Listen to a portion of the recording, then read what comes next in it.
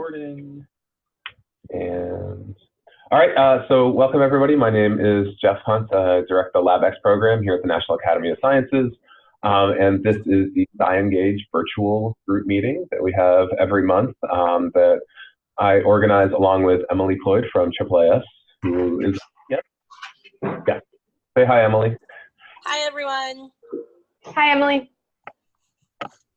And today our presenter is going to be Jeanne Garbarino from Rockefeller University talking about the recent SciOut conference. But I think you will agree we're looking for more of an open discussion. And so she's going to kick things off and then we will open it up to everyone. So Jeanne, take it away. Great, thank you, Jeff. So it looks like everybody who's signing in might have actually attended SciOut, but I'm going to take this opportunity to sort of recap what SciOut is and then what were some of the takeaways, despite the fact that everybody probably knows this already. So SciOut18 was a national gathering aimed at bringing together practitioners of science outreach at all different levels. And the general purposes of this gathering were multifaceted. So firstly, we were looking to create clear pathways for making connections and forming collaborations among various stakeholders of science outreach. Secondly, we were looking to dedicate a time and space for some really deep dives around common goals and challenges facing science outreach, both as a field and as a profession. And then lastly, we were hoping to just simply take the pulse of the science outreach community and determine if we can build a better infrastructure to support a community of practice, if that is something that we can potentially build, or maybe support many communities of practice centered around a common thread. So the unconference structure of SciOut was designed to uphold the democratic egalitarian principles. We wanted to make sure that every deserving representative individual had a seat at the table. And from my personal experience, I know that a lot of the SciComm meetings are fantastic, but often that they're dominated by some usual suspects. So I was really hoping that SciOut18 could be a platform that would sort of open up channels for more people to participate. So how did we do this? First and foremost, we eliminated registration fee, which is why we required an application. We didn't want people to consider SciOut as like a free trip to New York City. And speaking of which, we provided generous support for travel and lodging. And so sorry, I thought that was me. We also worked really hard to choose the discussion topics that actually reflected the views and needs of the community. And we did this by asking participants to submit some prompted preparatory work. And this prep work submission not only told us where participants were coming from, but the feedback that we received post-SciOut meeting suggested that it helped to bring clarity and focus to the discussion topics for individuals and helped to get people on the same wavelength, or at least close to the same wavelength. So I was really nervous about the prep work, but as it turns out from the feedback, is a welcomed addition. The prep work also allowed us to identify lightning speakers for the discussion topics, which I think would be important because I would not have had those speakers necessarily lined up if I was leaning on my own personal networks, which is often the way that conferences are structured. And so while we put out an open call for applications, we did get a heavier interest from academic science outreach organizations. And so overall, 129 people participated in SciOut18. The majority of people in attendance, close to 80%, identified as women. But we did have also representatives from over 30 states in the United States, plus the UK, Uruguay, and Brazil. Representation from over 80 unique organizations, mostly, as I mentioned, academic, but then we also saw some people from nonprofits, societies, and a couple from media and government. At the meeting itself, we discussed science outreach in the context of 4 major themes. Firstly, we went into metrics. And the major takeaways from the metrics discussions were that, number one, funding agencies are not always aligned with the practicalities and realities of science outreach. And we are looking to have funding agencies give more or push more value on these concepts around anecdotal data and qualitative data, which are not the same thing as we learned from SciOut18. We also need more honest discussions on what exactly success means and how we can incorporate these concepts around backwards design when thinking about building our programs. Lastly, for metrics, there's an expectation for people to do both outreach and evaluate outreach, and this can be really problematic for small, undersupported teams and individuals because you're already stretched so thin doing the outreach. Then to bring in this like imaginary expertise around evaluation seems near impossible. So the next thing we wanted to do was take some time to generate a collective set of goals for science outreach. And these were diverse, but I think can be funneled into 3 different layers. The first we saw was a set of goals that were outlined for individuals and for science outreach. And this could be sort of lumped into some general categories like career development, skill development among those practicing science outreach, and then improvement of STEM identity is an example of participants who are sort of receiving the outreach, although the giving and the receiving is not exactly what's happening in outreach. The second layer was an outlining of goals for the community, such as building partnerships and changing attitudes towards science and scientists, as well as promoting value among scientists around learning what the community wants out of science and science outreach. So it's not just, you know, at the community level, but it's also at the scientific level. And then lastly, we talked about some goals for society writ large, right? And so this would be to promote science as a human process, promote the process of science over the product of science, emphasize connection of science and policy and other types of major decisions among other large scale sort of impacts of science. And I think the goals discussion was one of the most interesting collections of data, and I'm still working to best summarize all of that for everybody for wide dissemination. We also spoke at the meeting about scaling and sustaining science outreach efforts, and this mostly centered on academic criteria, such as faculty incentivization, including potentially some sort of science outreach checkbox for tenure packages, and then also creating the value of creating centralized outreach offices. However, I'm positive that there are ways to discuss this outside of the academic infrastructure. And then we also touched on audience engagement, and this one really just blew my mind because what I learned from the meeting was that there are unlimited types of audiences, and each interaction should be tailored or even co-designed with members of that target audience. And the importance of cultural competence, or maybe as we heard in the last SciEngage, cultural humility, was the core of all of this.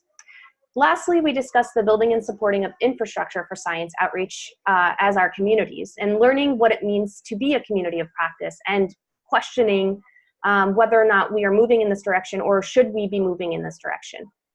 So those are the major things that we cover. Ways that this meeting really worked well is that it allowed new faces to get a seat at the table. Someone said that they only knew about 30% of those in attendance, and this is a seasoned person, quote unquote. So this was really, I thought that the meeting was really successful in broadening who contributes to these larger conversations. Another thing is that people really valued this prep work piece, and I think we should think about that for future meetings. Being able to spend the majority of time speaking and sharing was better, according to feedback, than listening, as is sometimes the case with traditional conferences.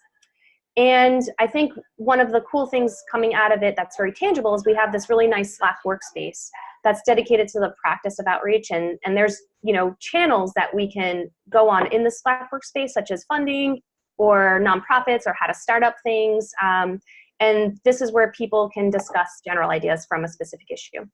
And so lastly, as much as I think that this meeting was really successful, I think there's definitely valid areas for improvement.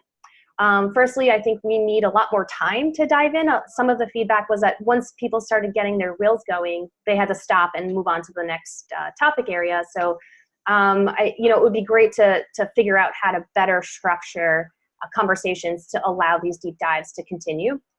I think another caveat is that we did not have enough representation for people outside of academic institutions. So we really should be bringing in people from new media, YouTube kinds of folks, other types of maybe 21 plus independent types of organizations.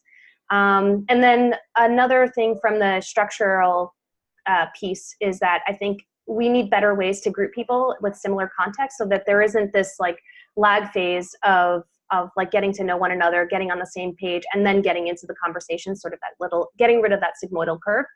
And then we need to better acknowledge the evolution of science outreach in multiple contexts, so this rich history can inform what is yet to come.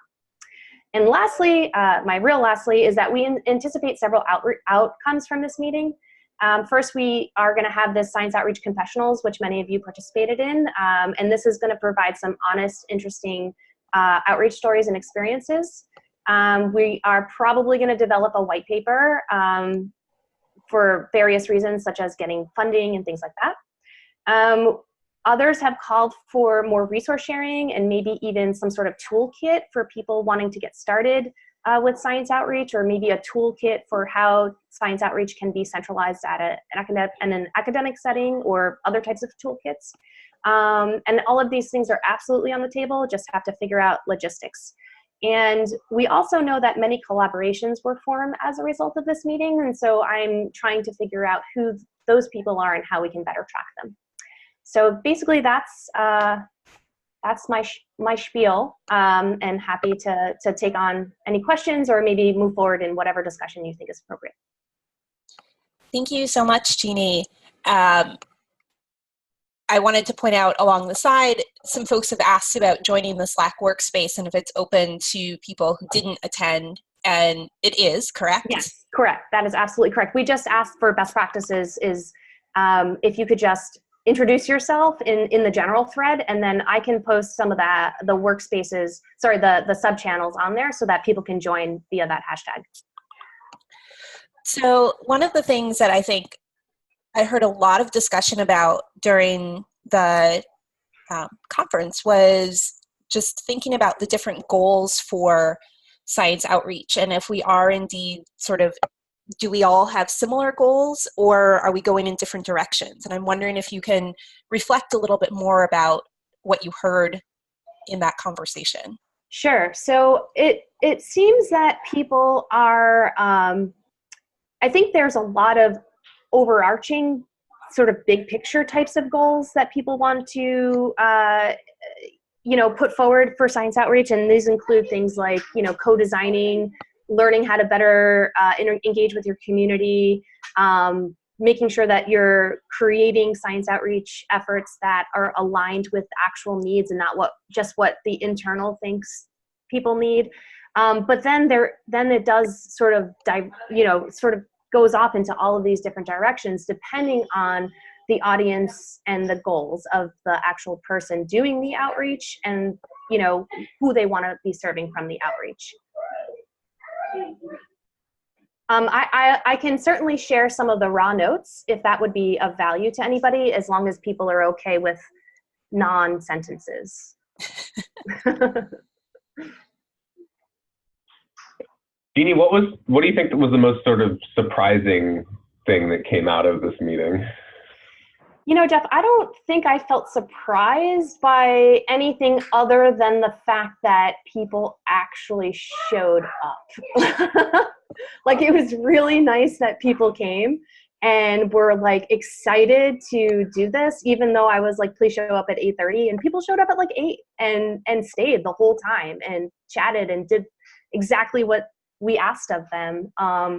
So I was most surprised by the response, and I think the response is indicative of the desire, I think, and maybe I don't want to speak for everybody, but from my sort of observations and how I can synthesize sort of what went down, I feel like people really just wanted to be a part of communities and discussions that centered on science outreach. And but I think that we've all talked about some of these things that were touched on in science outreach in these little discrete little buckets, right? One of the cool things about the SciOut meeting is that we got to sort of discuss all of the things in a single kind of meeting. Science outreach is always couched under these umbrellas of other types of things. So to be able to dedicate an entire meeting for these purposes I think was just something that I found to be highly valuable and successful. It allowed us to really think about things in the big picture. I'm interested, like you said, we have a number of lurkers on this call right now who were there. So I'm curious to hear from anybody who was at the meeting, what your thoughts were, or if you weren't at the meeting, what you thought from sort of an outside perspective. I wasn't at the meeting, but I would really be interested to hear more about the discussions on evaluation of outreach initiatives and how this is balanced with the other demands on when you're doing outreach. You alluded a little bit on there that this is often on the side. You have a sense of the state of the art right now and best practices in that regard? Yeah, so I think I am a full practitioner of outreach. My understanding of the tools available for science outreach are minimal. So I just want to put that disclaimer out there. And I think my experiences are very common in that I'm pushing, making sure that I'm engaging, making sure that my program, and failing and iterating, and making sure that the programs that I'm pushing out are serving my community. But then, I get all this feedback and I get all this interest in the stuff that we're doing. So I know that it's positively received, but I have no idea how to capture it. And I think that's the case for a lot of people. Is it about, looking and seeing long-term how people are thinking about, because I serve K through 12, being a bio major and then ending up in a PhD program, is that really the metric of success that we should be looking at? And I don't think it is, right? And so I also think about measuring changes in critical thinking, and I use this validated tool from Tennessee Tech.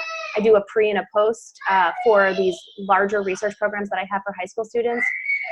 But other than that, I really don't know how to tackle this. I think it's probably going to require a large set of interviews and qualitative data types of collections and evaluation and assessments. And I don't have the expertise for that. I have no one on my team that has the expertise for that, nor does anybody on my team have the time for that.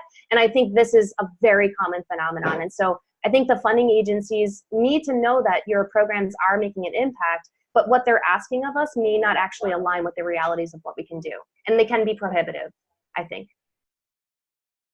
Jeannie, where do things stand in terms of the question that we had about some people wanting a more formalized definition of what science outreach is, just because we talked about how it could be updating a Wikipedia page, which is completely different than our traditional. And does that mean we're breaking off into subsectors because of those different ways of defining it? So I would love for everybody to sort of chime in on this question, but from the way I see it is, I think what we could do is describe the core elements of what good science outreach means, but really we can't put a hard and fast definition on this because we actually don't have a hard and fast way to measure it, right? And so it's really hard to measure or to define what you can't really measure, right? And so, but I do think that there's an essential set of core elements for science outreach as a whole, and then there's probably a set of best practices that could be tailored to each individual audience or each individual science outreach context. But I do agree, science outreach in Wikipedia, it would be lovely to expand. Maybe this is something that we can engage. I know Miriam Zaringhalem does a lot of this for women in science. Maybe we can ask how she's doing this and maybe do some more Wikipedia types of efforts around the science outreach space. But if anybody else wants to chime in on this, I'd love to hear what you think about this idea of a definition. And I had talked to Susan Reno as well about how she was doing some efforts to maybe put together at least some definition, but I don't really know anything more if anybody else does. Yeah, I'm not familiar with that effort, but I will absolutely talk to Susan, who, by the way, I don't know if she's on here, but she deserves a major round of applause for that lovely grant that she just got. Yes.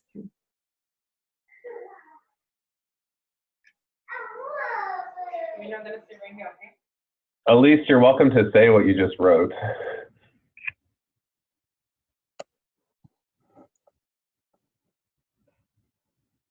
Yes, no? Okay. Oh, she's going to chime in. So she's going into a quiet room, yeah. Yeah, well, she's getting into a quiet room. This is Emily from AAAS. So we have, at AAAS, we developed sort of a typology of different kinds of public engagement, which I think goes beyond some of the outreach stuff here to encompass some other things like policy dialogue. But we have within that we've identified some things like public dialogue and co-creation that are definitely connected to what's happening in the outreach space. So I'd be interested in talking with more people about the definitions that we have and how they might fit or not fit with other efforts that are going on to sort of figure out what the space is.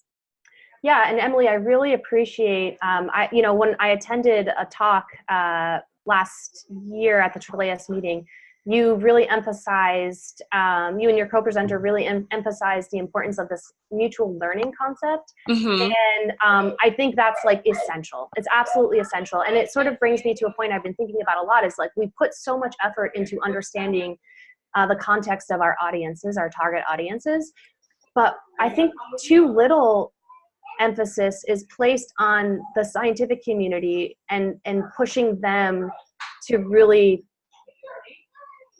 make better efforts to hear and listen from, people that are not in the scientific community, and then take it from there. Because everybody's like, everybody needs to communicate science, everybody needs to hear from scientists, right? But like, I think scientists, we need to say that same message, but in the opposite way, and more like with more noise, more volume.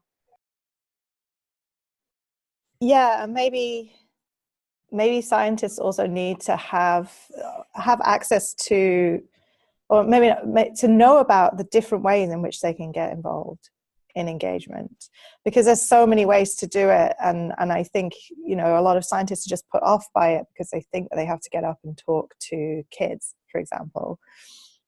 Yeah, so this actually seems like a good time to jump in and talk a little bit about what we're learning from the Conceptualizing Public Engagement series at the University of Michigan. So hi, if you don't know me, I'm Elise Auerbach. I lead public engagement with U of M's Office of Academic Innovation. And one of the first things that AI decided to do by means of trying to tackle some of these core issues, how we help people get into the space, how we think about evaluation metrics, and how we think about incentives, was to try and think about U of M's approach to understanding heterogeneity and diversity in approaches, in partners and audiences, in spaces and domains with public engagement writ large. And so we hosted a series of working meetings with our campus community to ask some really basic, overly simplistic questions about what public engagement and different approaches to engagement work meant for different people across our campus community. And what's emerged out of that is effectively some kind of tagging framework system based on the idea that there are core dimensions to public engagement that we can separate out, and that if we can separate these things out, we can also be able to start drawing connections. And so what do I mean by that? We defined a series, like a limited set. Right now, it's 6 working dimensions of different approaches and ways of categorizing engagement work from domain. So domain might be something like policy engagement, media engagement, doing community embedded work, or doing work with educational contexts, among others, to the stakeholders involved, who's engaging and with whom, and then the thinking about goals and outcomes as distinct and separable pieces that are interrelated. We can also talk about values and approaches and practices, and talk about mechanisms of measuring impact and where it's getting captured and it's not. And the approach that we're taking here at U of M is to try and think about these different buckets and defining the different categories within each of these buckets with a sort of evolving tagging system, and then combining that with individual program descriptions here for individual programs or individual units to get a little bit more in detail about what the core missions and values of their organizations are. So it's still very much in process. If there is interest in the community in seeing about or seeing our work, or helping us to think about how to evolve our working drafts, then I'd be super interested in getting that feedback and sharing. Hi, if I can jump in, I'm lurking on the phone here. So I'm Jayatri Das here from the Franklin Institute Science Museum in Philly. I apologize, I can't see the chat, so so I'm sorry that if what I'm saying is being discussed, on on the side somewhere. But I just wanted to add in that, I'm glad that you brought up this idea of, all of these dimensions. I want to talk a little bit, just mention about some of the work that we've been doing through the National Informal STEM Education Network, which is a network of museums nationwide that have been really focusing on this. And thinking about how do we shift the nature of science outreach to encompass both just, that traditional form of, get scientists talking about science to get scientists listening to what the community has to say about science. And one of the things that we're working on is that we found that hands-on activities has, as we all know, are really successful in getting people to learn about concepts of science.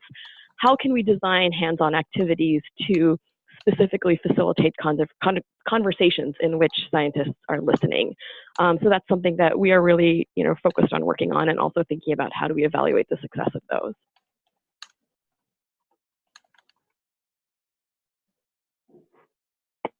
Awesome, thanks, Gayatri. Anybody else want to chime in with specific examples?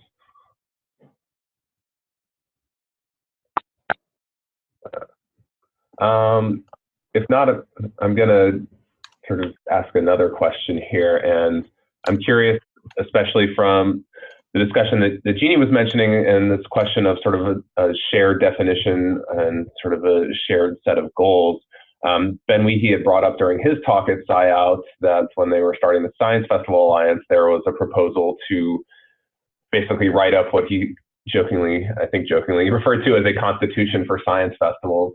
And while I don't think we're going down that route, I do think it's interesting, Jeannie, like you mentioned, that sort of framing the set of shared values, shared themes of science outreach. And I'm just curious, Ben, sort of what your experience has been with that, and then collectively if people think that's something that would be helpful for everyone abroad, because we're hearing all these great examples of individual programs. And so if you're coming into the field, you can get overwhelmed by the massive amounts of activity that's going on. So where is the starting point, and would this be a starting point? I mean, I think there's a lot in existence already. And one of the things that I'm learning very, very just in a big way is that I don't know what else is out there. And I think the first step is really getting people to make sure that we're showing up and discussing and sharing what you have. But I also want to say something that might be considered a little bit controversial, because at least I've gotten some really interesting reactions when I say this, and that's I think science outreach is a very different beast than science communication. And I think that a lot of what we're talking about for SciComm, I think doesn't necessarily always translate, or, and I think it is important for us to, in my mind, to create this very distinct arm. Perhaps it is the application of science outreach. Perhaps, the science outreach is the application of science communication, right? And I think the distinction really goes with the idea of this mutual learning that Emily and her colleagues have pushed out there, in that, we need to have these dialogues with communities and co-design and have these cultural competent types of things that serve everybody's interests, whereas science communication might be just around the pure dissemination of information in digestible and palatable ways. So, but back to your question about the Constitution, I would hate to be the person that would write that, because then, you'd have all these amendments and whatever, but maybe there is some basis for having this dynamic, living, breathing document that can be updated and just for people to have as a jumping off point, but knowing that perhaps it's not this thing that needs to be set in stone, because as we learn more about the field and the practice of science outreach and how we can have better community engagement, we're going to need to adjust a lot as we go. So I like sort of this editable constitution, if you will. But I'd love to hear from others if you have any strong opinions around any of this. Yeah, more like the Talmud than, a constitution.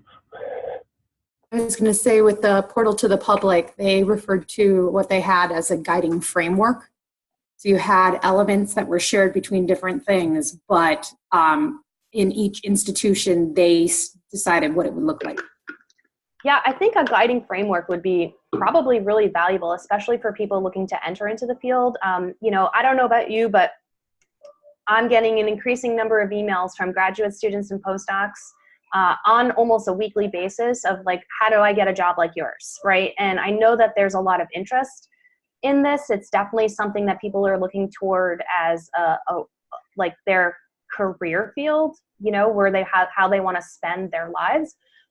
So I think anything that we can do to help promote the field and promote the growth of the field and keep people from having to reinvent wheels or reinvent those flat tires, I think, you know, it only adds value, and it also legitimizes the field as a, you know, among one of the things that I've experienced just in terms of legitimacy is like getting people to put value in participating in science outreach. You know, when I first joined the outreach program at Rockefeller, you know, there was all these whisperings of like, why would we ever do this? We are a biomedical research institution. This is pulling away from our mission. And I was like, dudes, your mission is science for the benefit of humanity. Like science outreach totally falls under that, right? And so it took a couple of years of convincing a lot of people that it's a valid thing that people should be spending time and energy on and money. So. I'm just going to add that is a cycle of leadership, right, within organizations, that you see sometimes this direct, yes, everybody's in, to like kind of a burnout or whatever you want to call it, of new leadership who doesn't value it quite the same. And I almost feel like there's a difference between when we're saying science outreach, meaning scientists communicating with others out in the public, or whether it's through specific programming, and then people who do this as our primary responsibility, that is the career that you're doing. You're not, you know, science and then outreach on the side. It's outreach, and maybe you have science on the side, like through evaluation or something like that you're working on. But that there kind of are those two different pockets, or there are lots of people across the spectrum between too. Yeah, and Liz, I totally agree with you that there is this like issue when it comes to leadership. But you know, if you establish science outreach as a centralized office, right, it's going to be a lot easier to you know, a new leadership is going to be like, you know what, we have to get rid of our literature department because I'm not into literature, right? But if it, because it's already there, it's already established. So if we push for this establishment of these centralized offices, I think it's going to be really hard for leadership to be like, I'm not interested in this, because they're going to come in knowing that this is like baseline. We already have this. We have to keep it going. You may not be necessarily interested in this, but you know, you can't necessarily like remove it from the infrastructure because it's a valid piece of the infrastructure. But you're right, there are these two buckets. There's people who are the professional outreachers, but that I think those are a critical type of community for the scientist outreacher, because it really allows the scientists to plug and play and do things in effective ways. I'm constantly advising graduate students who want to do, like yesterday, there's this group. We have this Women in Science group at Rockefeller. It's a bunch of graduate students and postdocs, and they are interested in doing this speed mentoring with a bunch of high school kids coming in through this organization called Girls Inc. And we discuss, like, you know, how do we prepare the scientists so that they can engage with a 13-year-old, 14-year-old young girl who has a passion for science? You know, like we discussed, like, what are the frameworks that we can provide? What are the types of questions? So I think even though there's people who want to do outreach on the side, having these centralized pieces, and I know I'm preaching to the choir a little bit, is really important in making sure that when they're doing these efforts, they're doing them in these sort of, you know, data-driven, evidence-based, sort of best practices aligned ways.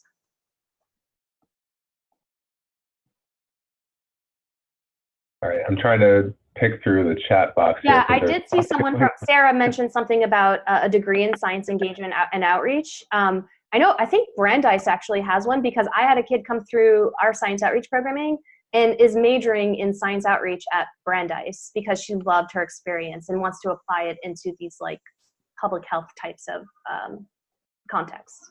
So yeah.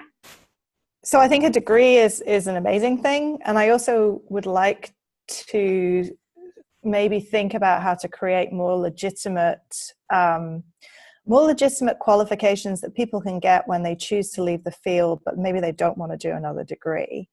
And so I come at this as from the angle of, I was an assistant professor for 5 years. The possibility for me to kind of stop everything and to a degree, so that I could go into this, do a full degree, was probably not really on the cards. But at the same time, I needed legitimate experience, firstly to find out if I wanted to move fields, and secondly to actually do it. So I got mine through working for Story Collider, which was probably more luck than judgment. So it would be, yeah, these sort of certifications, I think they are a really important way, not only of legitimizing ourselves as a field, but also finding ways to get people who are sort of uniquely suited to do this, give them a way to have entry. Because it's kind of baffling, unless you do one of those fellowships or a degree, then it's hard to know, like, what do you need to get into this career? And if so I'd like to... sorry. Yeah, I'm Sonali. I just wanted to add to Paula's point about science outreach not just being a degree, but being qualification while you're doing your work. To the larger issue of professional development at UVA, we are trying to sort of assimilate it through the provost office in a way that we can put it as a non-credit course on a transcript for any PhD student who's involved in a curriculum or some sort of training on different aspects.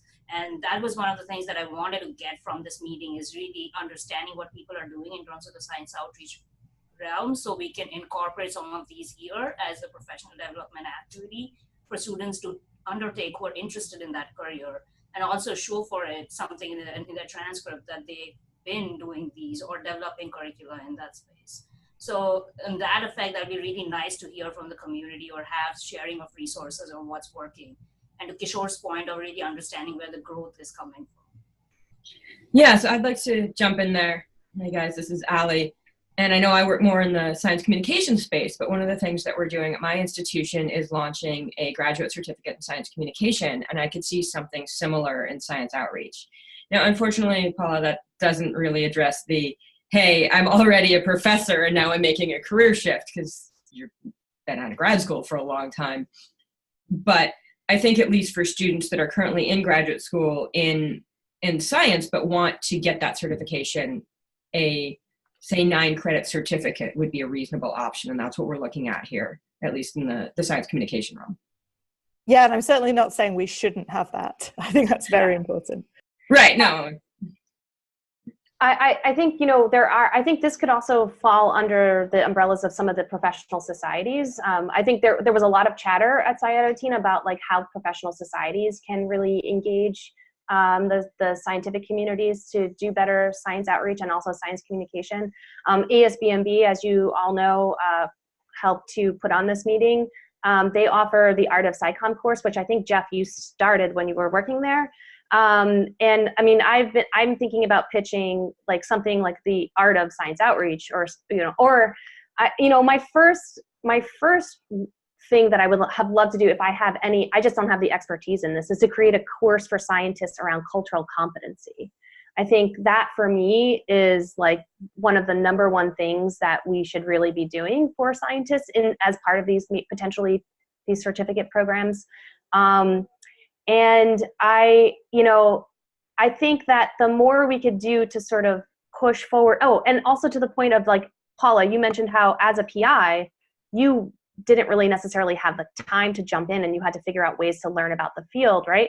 But we're not saying like every single scientist really needs to do the outreach, but maybe every single scientist needs to value outreach and make sure that there's someone in their lab or some representative from their group that is charged with making sure the lab can have a role in some way, as in the science outreach activities or efforts. And that doesn't necessarily mean, like I think Jeff mentioned, or I'm not sure who mentioned, like talking to kids. It doesn't necessarily mean interfacing with people at all. It could just mean creating opportunities for others in your group, or even doing things outside of what you think science outreach actually means. And this is where maybe having examples of what science outreach could be might be of value to labs, especially labs who may not want to necessarily directly engage with humans, which is valid.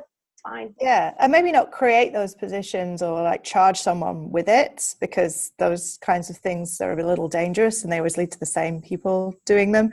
But just making space for it and not blocking it could be a huge step forward. Yeah, I will say anecdotally that a lot more people are not saying to me, don't tell my PI that I'm doing this with you. You know, and so I think a lot of people are like, yeah, my PI knows I'm down here, you know, so I think you're right. I think making space for it is really important.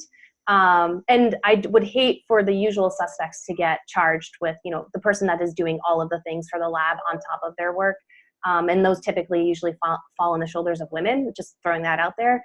And so, you know, I think these are really important points, and I don't know how to do it in a very fair way, but we definitely need it. So I had a quick comment because as well as being part of an institution and trying to get our scientists to get involved in science communication and outreach, I am part of that kind of group of people who also run efforts outside of the university. And so we have our own unique issues that come with being a non-profit that kind of set up of our own accord. And I'm just wondering whether anybody has kind of resources or ideas how to integrate with the kind of scientific community and say, like if you do an event for us, or if you get some training from us, that this can then go back into hopefully this kind of system that's going to be set up for PIs to say, okay, this is what I've done as part of my kind of reaching out to the community, and this is what I've done towards my, you know, gaining my tenure track position.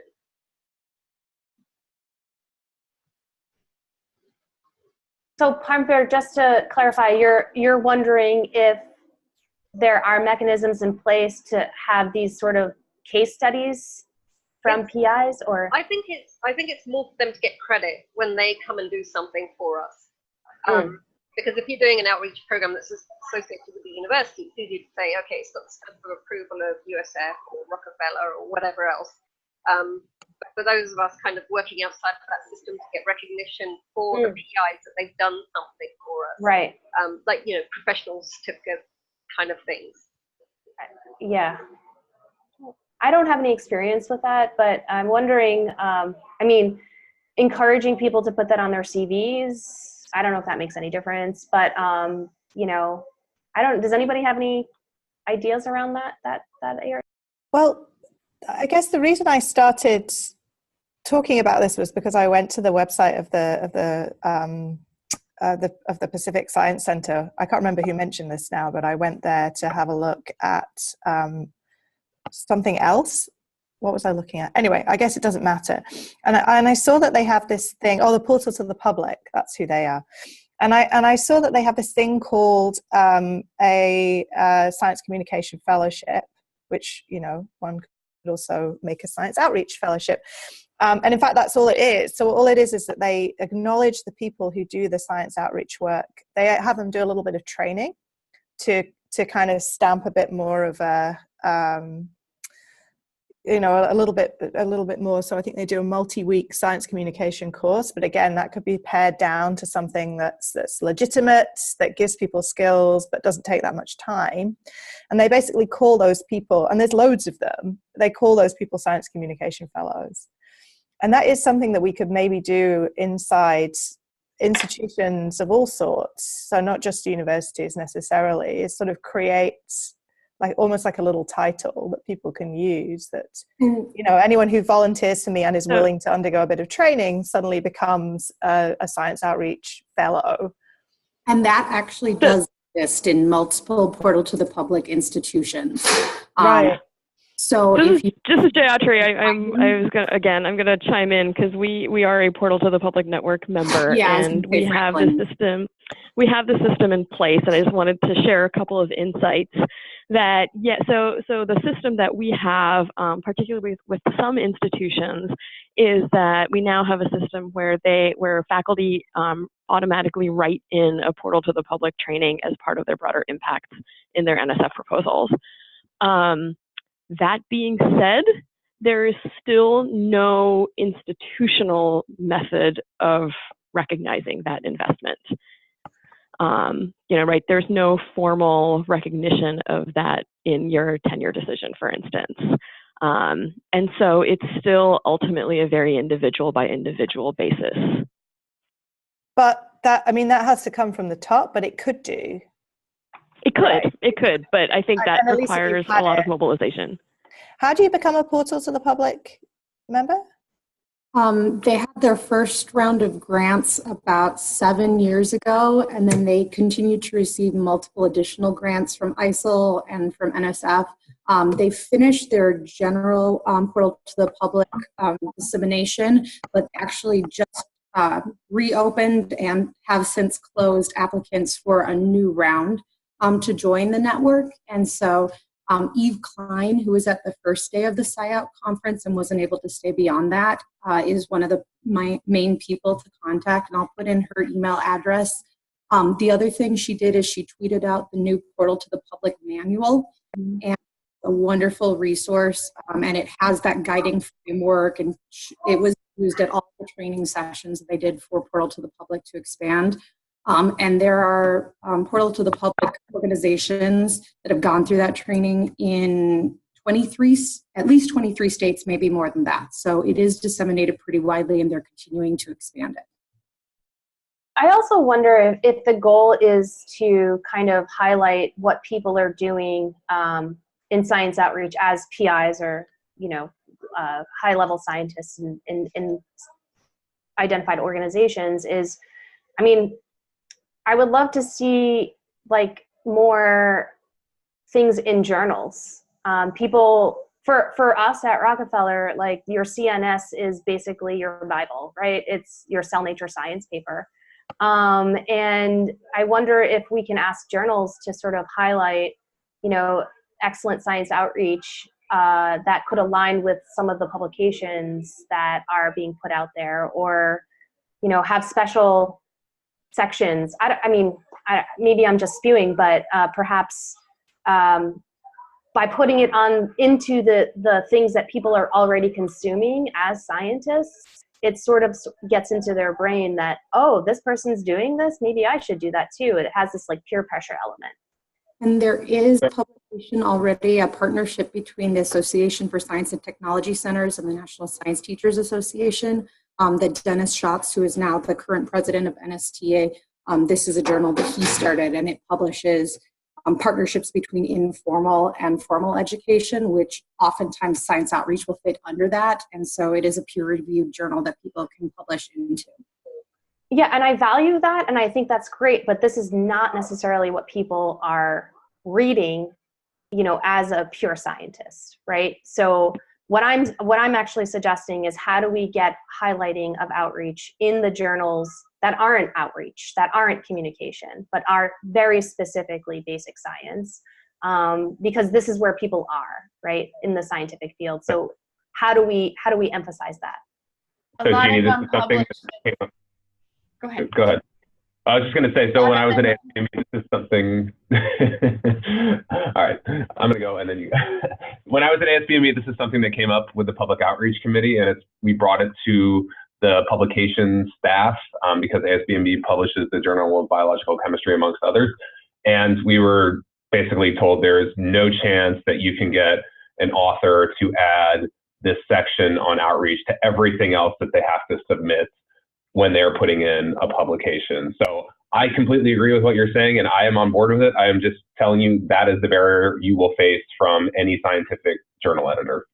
Yeah, I think that's a brazen assumption, because I think people do have some really interesting outreach that aligns with some of the work that they're doing. But maybe it's not per paper, but maybe there's an actual one article on outreach for every 15 in a journal, in a particular journal volume, or I don't know, something like that.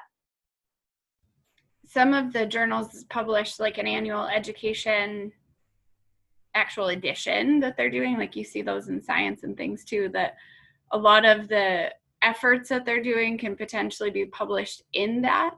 That's still a specific publication that you're writing about your outreach efforts. I love the idea of somehow it being more like a highlight news article that wasn't actually the scientific paper.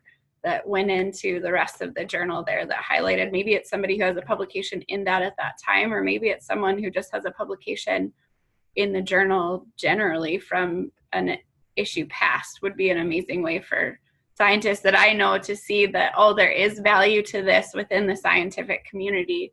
There are people who are getting highlighted separately for their efforts so that people know their name when they're reading one of those journals and go back and look at their work. And Liz, from my experience, like I run this festival called Science Saturday, and it was a little bit of a slog to get people involved. But over the years, it's sort of developed as like, you know, a PI will come and they'll say, I want my lab to do this thing. Well, what is that guy's lab doing? Because I want to make it better than theirs, right? And so I kind of already shared that a little bit as an anecdote at the meeting itself. But I think, you know, scientists are by nature very competitive. So like leverage that and make them like duke it out in the outreach space as well as in the scientific space.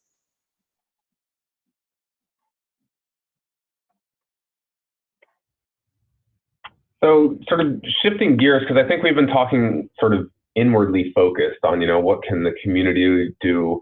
How can we get people into the community? But I think, as Jeannie pointed out, there are different levels of beyond just individual and community, but sort of society-wide.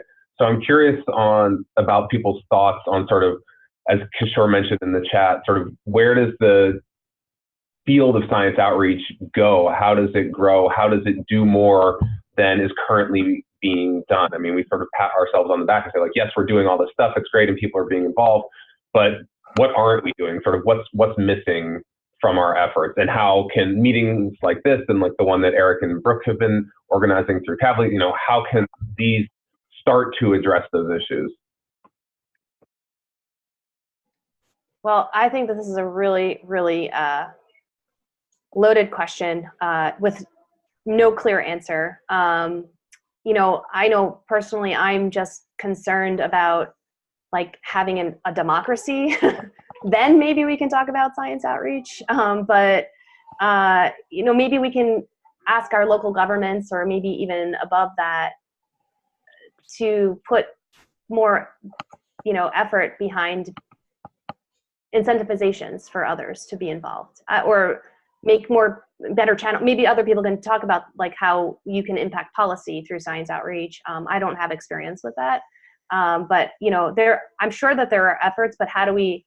It just feels so big. It feels so like scary. Like I'm barely keeping my head above water in my individual and community type of level of outreach. I couldn't even think about, I don't mean to like take like the easy way out of this question, but I couldn't even think about how to do this at the society level. But if anybody has insights, I think here, you know, this is the place to start sharing it.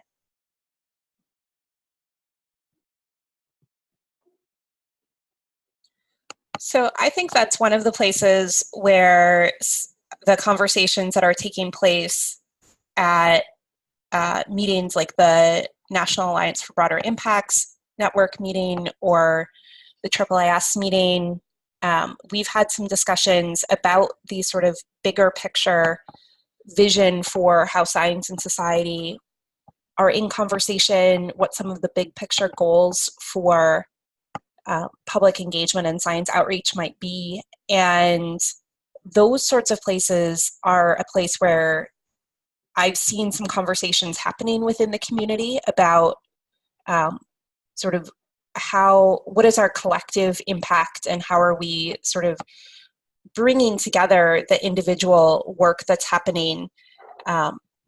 So I think there is some space for those sorts of conversations. And I think it does come down to who has the time and the money and the wherewithal to actually convene and sort of help us move stage to stage and do a review of where we are, where we're going. And I think the sorts of things that you did with SciOut, where we were able to get together and talk a little bit more about that and hear from each other, those are really helpful. It sometimes feels like we're not getting somewhere with it, but I think it is actually driving our conversation forward and helping us look at the bigger picture. I think, Brooke, if you're on, You mentioned that you wanted to say something in the chat. Sorry, Jeff, I don't mean to take your job as moderator, but yeah, hi. This is Brooke from the Kavli Foundation, and one of the things I wanted to mention that we're doing, that I've talked to Jeannie about, and Jeff and a few others here on the phone. It's nice to see all of you. One of the things we've heard in some of the discussions that we've had the past year about kind of strengthening the field of science communication engagement, especially how scientists are supported, is some observation that there are in fact a number of different kinds of conversations happening, and many of them, as Jeannie, you talked about at the beginning of this discussion, some folks have been involved in them for years, some are kind of new to the field, and that we're having a lot of conversations for the first time, which is really important to have. And someone's like, I had this conversation 5 years ago, or I work on diversity. Why are you having it at your meeting when we're talking about it at ours?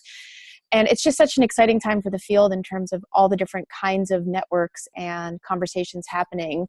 But we also heard from folks in this space a question of, can we maybe be a little more efficient so that we can share across all the different gatherings? If science outreach is different than science communication, or maybe it's not, are there still things though that we all deal with that we don't have to do in our separate silos? So one thing that we're doing in a couple weeks is we're having a workshop of about 30 different networks in this space to explore this and to talk about what you do in your network, what your challenges are, what the biggest issues are. Do other networks deal with those? Are there ways that we can connect across networks to see if there can be more sharing, more efficient sharing, but kind of, I think, just acknowledging that maybe we could just be a little smarter and more efficient about how we tackle some of these things, because a lot of the topics, like around how do we do good monitoring and evaluation, and how do we make our communications and outreach space more diverse and inclusive, or how can we truly be driven by communities instead of what scientists want to do?